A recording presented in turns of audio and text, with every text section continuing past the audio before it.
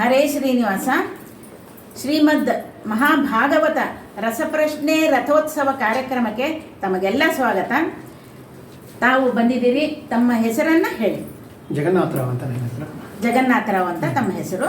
ನಾನು ನಿಮಗೆ ಭಾಗವತದಲ್ಲಿ ಮಹಾಭಾಗವತ ಅಂತ ಹೇಳ್ತಾರೆ, ತುಂಬ ಪುಣ್ಯಕರವಾಗಿದ್ದು ಮತ್ತು ಮೋಕ್ಷದಾಯಕವಾಗಿದ್ದು ಅಂತ ಕೂಡ ಇದಕ್ಕೆ ಹೇಳ್ತಾರೆ.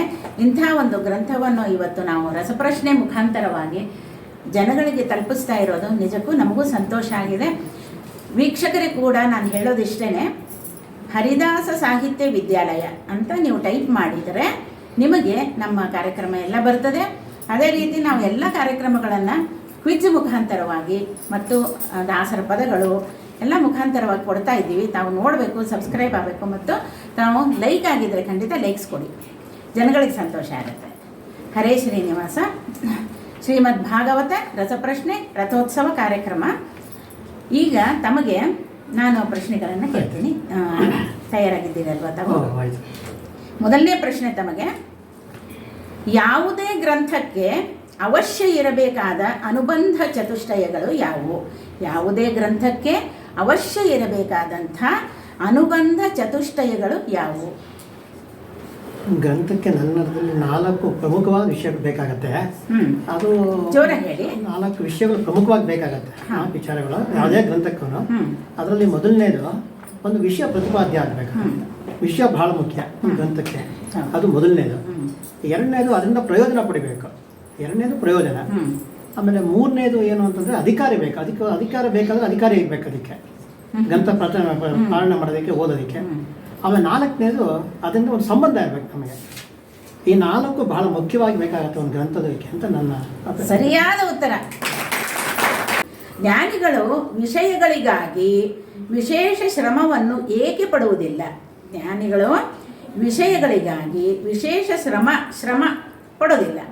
ಏಕೆ ಪಡುವುದಿಲ್ಲ? ಏಕೆಂದರೆ ಭಗವಂತನ ಯತ್ನದಿಂದಲೇ ಪದಾರ್ಥಗಳ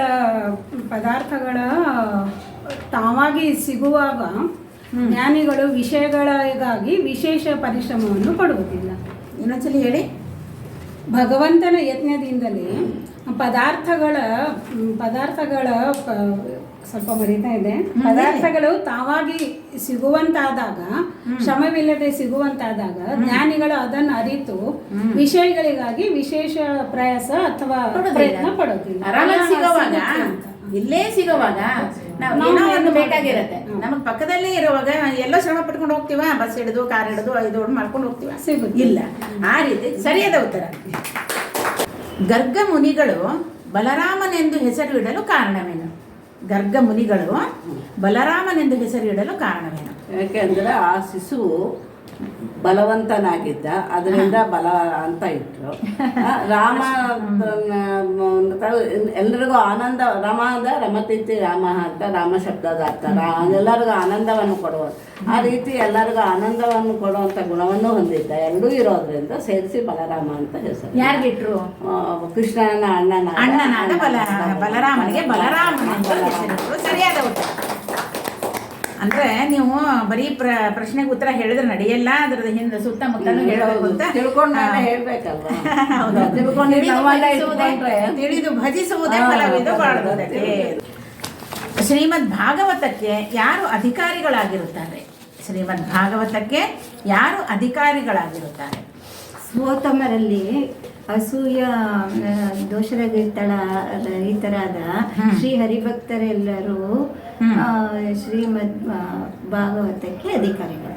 ಅಂದ್ರೆ ಏನಂದ್ರೆ ಸ್ವೋತ್ತಮರಲ್ಲಿ ಒಳ್ಳೆ ಬುದ್ಧಿ ಮತ್ತೆ ಎಲ್ಲ ಹೊಟ್ಟೆ ಕಿಚ್ಚು ಇರಬಾರ್ದು, ಒಳ್ಳೆ ಬುದ್ಧಿ ಇರಬೇಕು. ಒಳ್ಳೆ ಬುದ್ಧಿ ಇರಬೇಕು ಅಂತ ಶ್ರೀ ಭಾಗವತ